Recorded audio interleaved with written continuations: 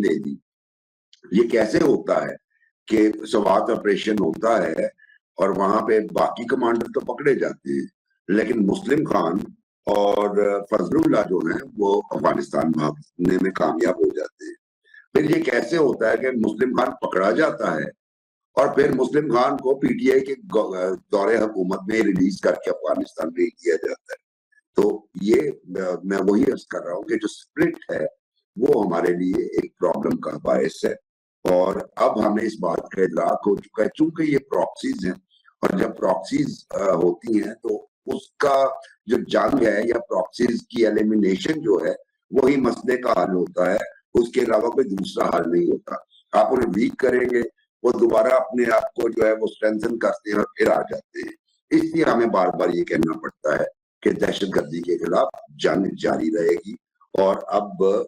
चूंकि जब तक हम इन रियासतों के साथ जो उनको फ्यूल कर रही हैं उनके साथ किसी